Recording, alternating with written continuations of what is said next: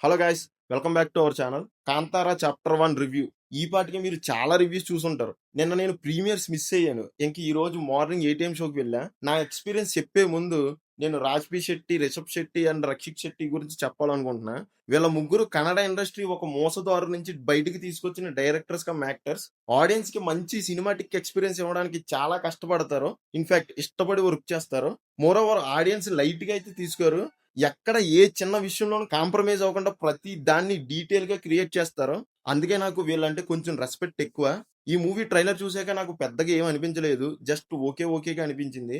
కానీ రిషబ్ శెట్టి మీద నమ్మకంతో వెళ్ళా. అలాగే మూవీ కంప్లీట్ అయ్యాక థియేటర్ నుంచి అదే నమ్మకంతో బయటకొచ్చా. ఇన్‌ఫాక్ట్ ఫుల్ ఆన్ హైతో అరుస్తూ బయటకొచ్చా.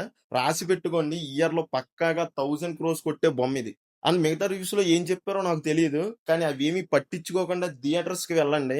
మీరు ఎంతైతే మనీ పెడతారో అది full on gold and worthy అంతే. ఇప్పుడు మూవీ గురించి మాట్లాడుకుందాం. నాకు తెలిసి మోస్ట్ ఆఫ్ ద పీపుల్ అయితే ట్రైలర్ కన్ఫర్మ్‌గా చూసుంటారు. కొంతమందికి నచ్చొచ్చు. ఇంకొంతమందికి సేమ్ 'కాంతార' లానే ఉన్నది అనిపించొచ్చు. కానీ మీకు ఏమనిపించినా పర్లేదు. Just go and watch the movie. మీరు స్పెల్ బౌండ్ అయ్యే యాక్టింగ్, టెక్నికల్ బ్రిలియన్స్‌తో కూడిన ఎక్స్‌ట్రార్డినరీ స్టోరీ టెల్లింగ్ అయితే చూస్తారు. ఇది మట్టికి వాస్తవం. మూవీ స్టార్టింగ్ లో సేమ్ ప్రీవియస్ మూవీలో ఉన్నట్టే ఒక 20 మినిట్స్ లో కొన్ని క్యారెక్టర్స్ గురించి ఇంట్రడ్యూస్ చేసి అసలు మూవీ ప్లాట్ ఏంటి ఇలా కొన్ని కవర్ చేస్తారు. ఆ 20 మినిట్స్ లో పర్ఫెక్ట్ గా సెట్ చేస్తారు. నెక్స్ట్ 2 అవర్స్ లో ఏం చూడబోతున్నాం, దేని గురించి చూడబోతున్నాం అని పర్ఫెక్ట్ గా సెట్ చేస్తారు.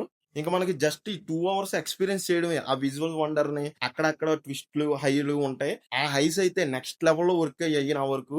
ఫస్ట్ హాఫ్ లో ఒక రథం సీక్వెన్స్ ఉంటది, అదైతే భలే అనిపించింది. అండ్ ఇంటర్వెల్ కి అయితే మామూలు హై రాలేదు. స్టార్టింగ్ లో వచ్చిన ఒక ఫ్రేమ్ అలా ఫ్లాష్ లో వచ్చి వెళ్తది. అప్పుడు థియేటర్స్ లో అరుపులు అంతే. అలా మొత్తానికి ఫస్ట్ హాఫ్ అయితే బాగుంది అనిపించింది. కానీ ఇక్కడ బ్యూటీ ఏంటంటే రీసెంట్ గా వచ్చిన మూవీస్ అన్నిట్లోనూ ఫస్ట్ హాఫ్ స్టోరీ అయిపోతుంది. కానీ ఇక్కడ చాలానే స్టోరీ ఉంటది. అండ్ ప్రీ క్లైమాక్స్ కి ఒక ట్విస్ట్ రివీల్ అవుతుంది. అదైతే గెస్ కొట్టేసాం. కానీ దాన్ని యూజ్ చేసుకుని దానితో ఇచ్చిన ఎక్స్పీరియన్స్ అయితే చాలా బాగా వర్క్ అయింది.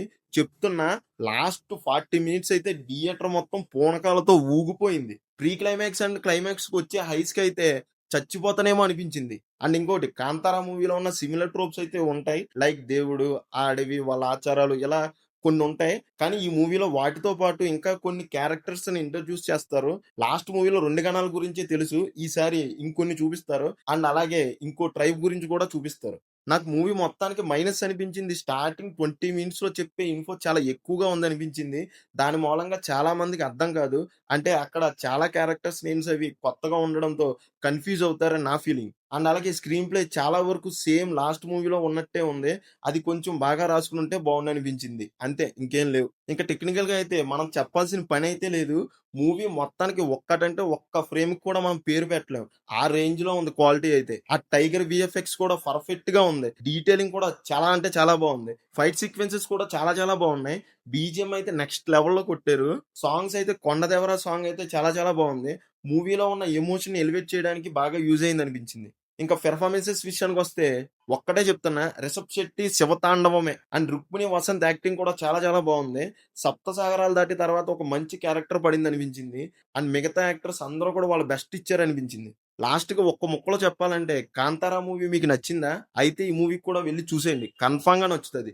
నేనైతే హిందీ బెల్ట్ లో ఎలాంటి రికార్డ్స్ క్రియేట్ చేస్తుందా అని వెయిట్ చేస్తున్నా. And my rating is 3.75 out of 5. That's it guys. మీకు మా రివ్యూ నచ్చినట్టయితే please do subscribe to our channel. And మీరు కూడా మూవీ చూస్తుంటే మీ ఒపీనియన్ కామెంట్ చేయండి. Thank you all. జై హింద్.